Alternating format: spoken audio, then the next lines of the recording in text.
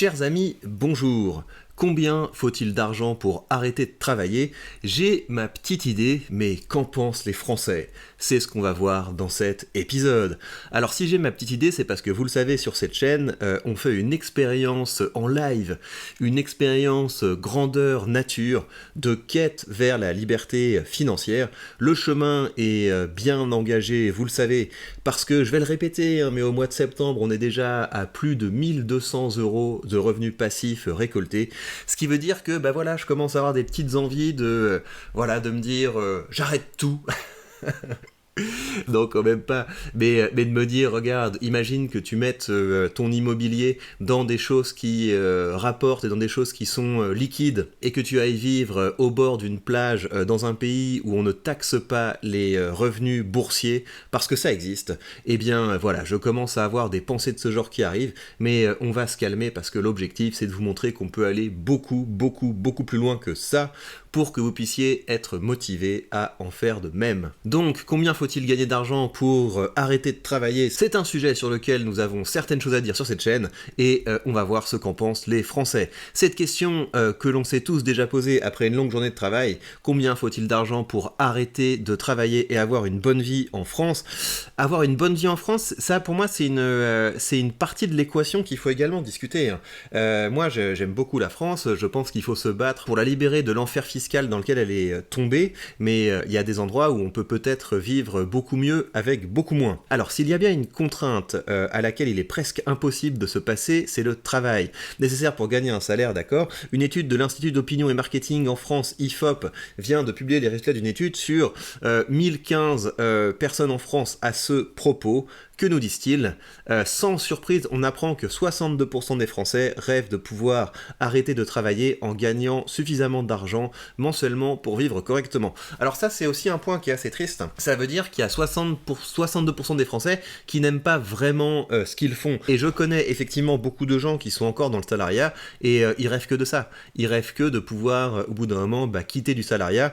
Et après, quand vous connaissez également des gens qui sont comme moi, des gens qui sont entrepreneurs, infopreneurs, créateurs de contenu, en fait voilà, le truc c'est que on pourrait arrêter de travailler, mais on n'a pas envie de le faire parce qu'en général on aime ce qu'on fait. Moi j'aime beaucoup créer du contenu, j'aime beaucoup donner des formations, donner des séminaires, enfin c'est des choses qui me plaisent, c'est la discipline que j'ai envie de pratiquer, c'est presque un loisir. Donc ça c'est la première chose sur laquelle il faut travailler.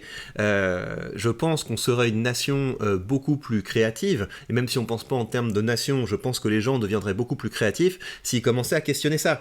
Questionner, est-ce que je suis vraiment obligé de continuer ce travail que je n'aime pas?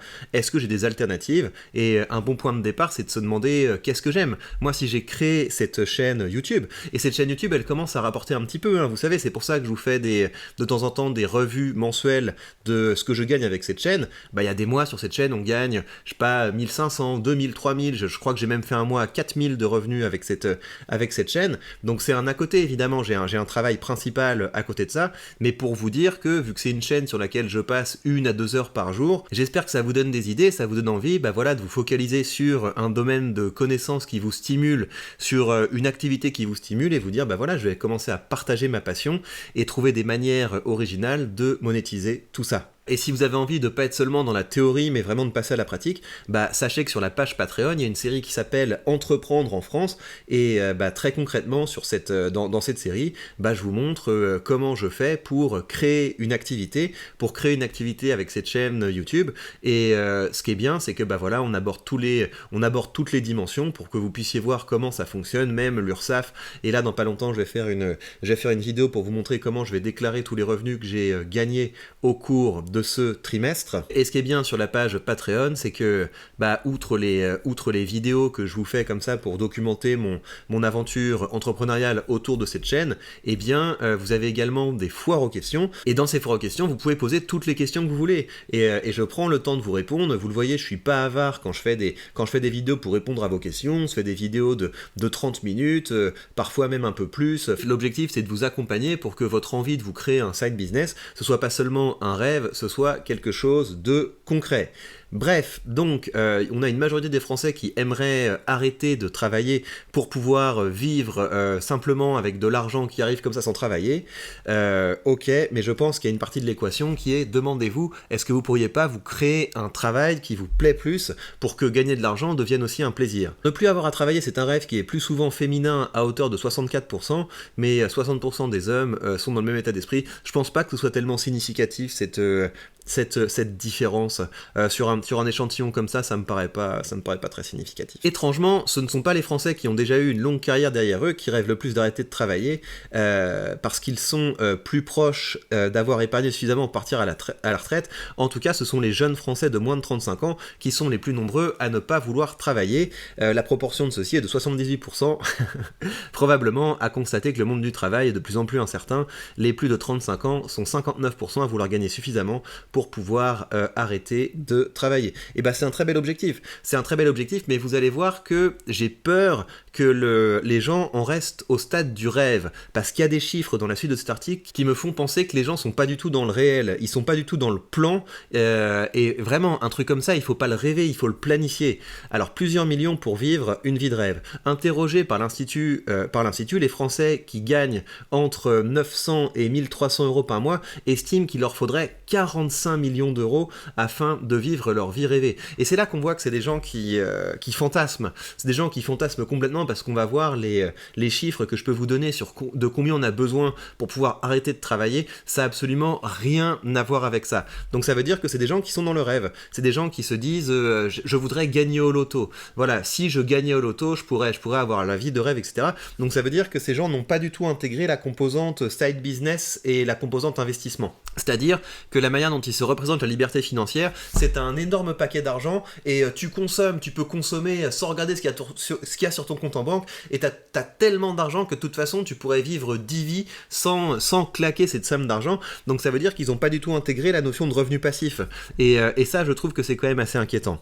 Se gagnant plus de 2500 nets par mois, ouais, c'est pas trop mal, je pense qu'ils sont à peu près confortables. Enfin, ouais, net, c'est bien, ça va. Mais après, net, je sais pas ce que ça veut dire net, parce que en général, net, ça veut dire, je crois que net dans la tête d'un Français, c'est l'employeur a déjà payé énormément d'argent pour pouvoir verser le salaire. Pour payer un salaire de 2500 balles net, l'employeur a payé 6000 euros, quelque chose comme ça, et ensuite le salaire est taxé, et ça je trouve que c'est le plus fou. Je trouve ça fou en fait qu'on tolère ça, c'est que ensuite quand on veut épargner, donc voilà, la personne elle est capable d'épargner un petit peu d'argent et de l'investir, etc.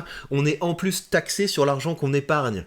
Donc c'est complètement fou. On est complètement fou de tolérer quelque chose comme ça. Alors 56% des Français interrogés déclarent qu'ils arrêteraient de travailler directement après une importante rentrée d'argent. Donc ça c'est aussi intéressant. Les gens ne travaillent exclusivement pour l'argent, ils n'ont pas cette volonté de créer quelque chose de plus grand. Et c'est là vraiment qu'on se rend compte à quel point on a de la chance quand on commence à devenir créateur du contenu et à générer du contenu et à générer de l'argent grâce à notre contenu. C'est que moi, ce qui me motive, évidemment, moi je trouve ça trop cool, l'argent c'est un petit peu comme des points, voilà, ça me fait rire. C'est un peu comme les pièces que tu ramasses dans Mario, là. Enfin, je sais pas s'il y a des pièces dans Mario, là. Les étoiles que tu ramasses dans Mario, c'est plus tu gagnes d'argent, plus t'as l'impression de finir le jeu. Il faut tout de même penser, je sais pas, t'as oublié un mot, que 84% des personnes sondées partageraient leur richesse nouvellement acquise avec leur famille. Et donc, ça, c'est un autre truc, c'est que c'est très mignon d'aspirer à être généreux, mais le vrai moyen de pouvoir être généreux, c'est de trouver des manières d'augmenter ses revenus. Donc c'est pour ça que là, quand je vois ces chiffres-là, des gens qui se disent avec 45 millions d'euros j'arrêterai de travailler, avec 17,6 millions d'euros j'arrêterai de travailler, ils n'ont pas compris la notion d'investissement. C'est sûr qu'ils n'ont pas compris la notion d'investissement parce qu'ils se représentent l'argent comme un pot. Voilà, c'est un pot de billets, on tape dedans, mais il ne se représente pas l'idée que l'argent doit travailler et générer également de l'argent. Sachez que, en tout cas, si vous voulez vivre dignement en France, un chercheur de l'Institut de recherche économique et sociale pense qu'il faut un salaire net de 1630 euros pour un célibataire. Ces gens sont pas dans le réel. Ainsi, si on fait un calcul simple, à partir d'un homme célibataire, etc., il lui faudrait 978 000 euros afin d'arrêter de travailler. Et ça, c'est pareil. Je trouve que même ce chiffre qui est censé être plus dans le réel, il me semble tout à fait délirant. Et je vais maintenant vous expliquer pourquoi. Donc ce que je retiens de ça, c'est que la plupart des gens voudraient arrêter leur boulot et être payés finalement à une vie, pour avoir une vie de oisiveté, mais ces gens, même s'ils ont ce rêve, ne font rien pour le concrétiser, parce que sinon ils auraient compris que une partie de l'équation, c'est de se créer un side business dans un domaine qui nous plaît, ça permet d'arrêter de rêver et de se mettre dans le concret, et l'autre côté de l'équation, c'est que ils n'ont pas compris ce qu'était l'investissement. Parce que pour penser qu'on a besoin d'autant d'argent pour pouvoir vivre sans travailler, ça veut dire que les gens n'ont pas du tout compris ce qu'était l'investissement. Alors, je vais vous donner maintenant des chiffres plus réalistes. Regardez, là, c'est la plateforme Realty sur laquelle j'investis régulièrement. Le rendement de ce portefeuille est à 8,46%. Ça va augmenter parce que vous voyez que j'ai des propriétés qui sont en train d'être relouées. Donc, au bout d'un moment, je pense que le rendement moyen de mon portefeuille est aux alentours de, je sais pas, peut-être 9,20, 9,10, etc. Mais on va partir du principe que le rendement annuel est plutôt de 8,5, comme ça on est large. Après en fait les calculs sont très simples. Vous avez besoin de combien pour vivre sans travailler avec des investissements qui vous rapportent ça tous les ans? C'est très simple. Vous investissez 100 000 euros, ça vous rapporte 8 500 par an. Vous investissez 200 000, ça vous rapporte 19 000 euros par an. Vous investissez 300 000, ça vous rapporte 25 550 euros par an. Si on divise ça par 12, ça nous fait combien ? Ça nous fait déjà beaucoup plus que nous avait trouvé le chercheur. Donc vous êtes capable de mettre 300 000 euros de côté et bim, vous pouvez arrêter de travailler. Donc vous voyez à quel point on est loin des chiffres qui sont présentés par les... Enfin voilà, se dire qu'on aurait besoin de 45 millions d'euros pour pouvoir vivre sans argent, ça veut dire que ces gens ne sont pas dans le réel, c'est-à-dire qu'ils n'ont pas du tout intégré la composante de l'investissement. Ça veut dire qu'il y a un énorme travail d'éducation financière à faire.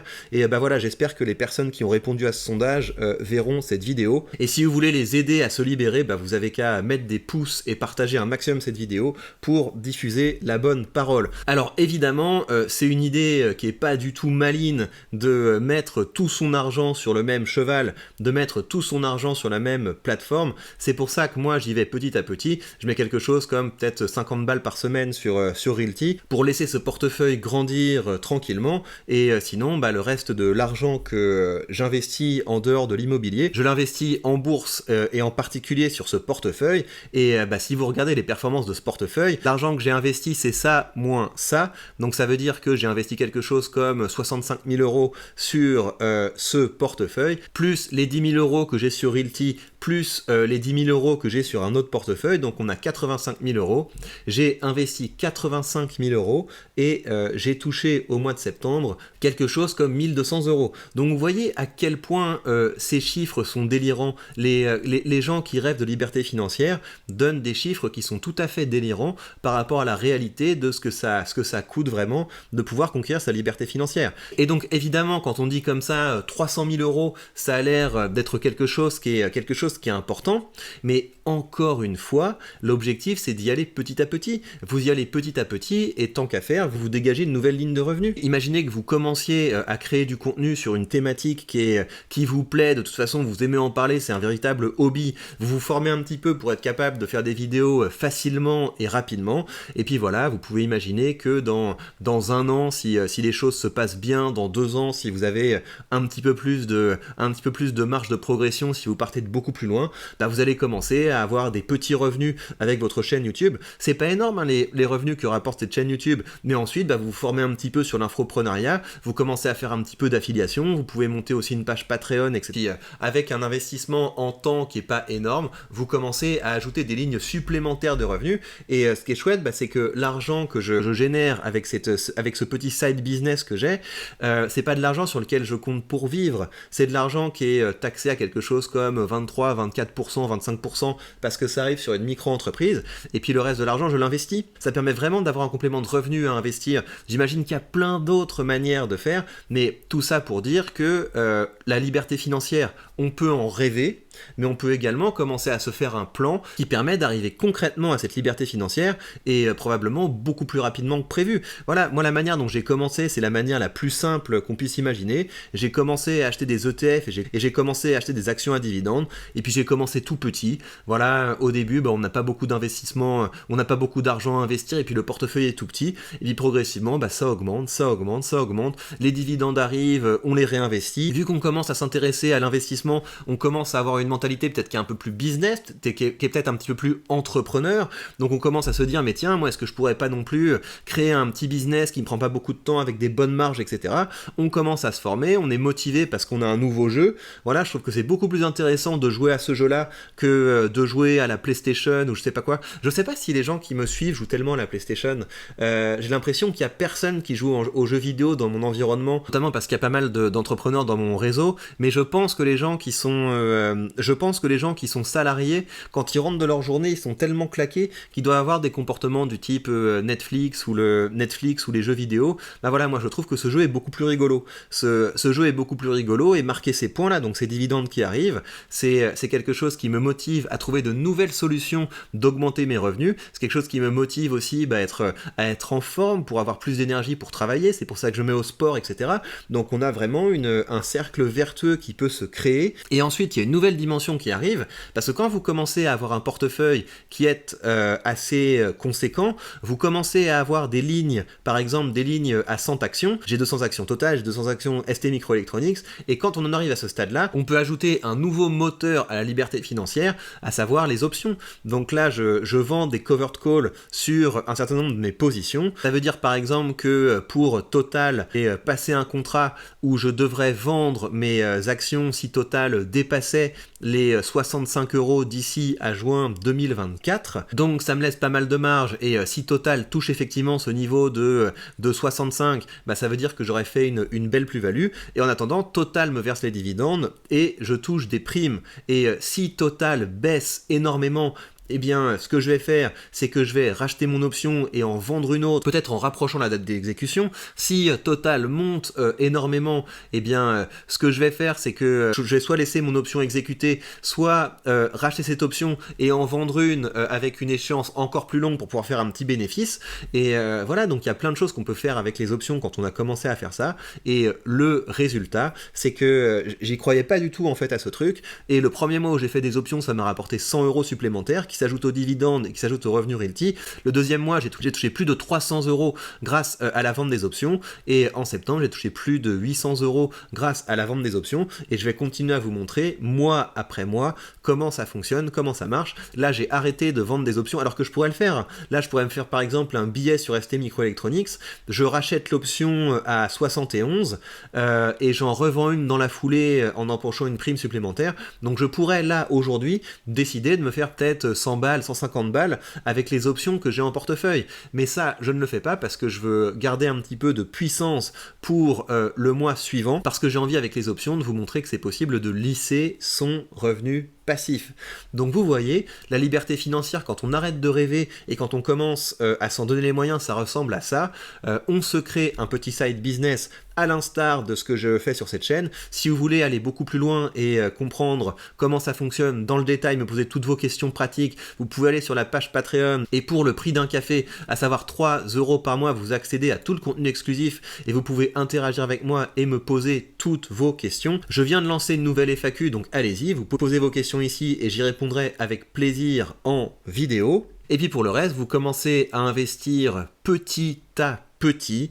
Moi, la manière dont j'ai commencé à investir, c'est en achetant ça, une position que j'ai toujours, à savoir cet ETF du SP500, qui me permet d'être exposé aux 500 plus grosses entreprises du marché américain. Donc ça me va très bien, c'est une position que je continue de construire mois après mois. Vous pouvez également avoir des belles actions, des actions qui versent des dividendes croissants, parce que c'est ça que je vise. Et vous pouvez également avoir des entreprises sur lesquelles vous combinez la puissance du dividende et les revenus grâce aux options, mais ça, sachez que tous les courtiers ne le permettent pas, et si vous voulez un courtier qui permet de mettre tous ces moteurs de la liberté financière, vous avez sous cette vidéo mon lien affilié, le lien vers mon courtier de Giro, et en suivant ce lien, vous bénéficiez de 100 € de frais de comptage remboursés, ce qui vous permettra d'ouvrir vos premières positions de façon tout à fait indolore, et ça compte dans le chemin pour la liberté financière.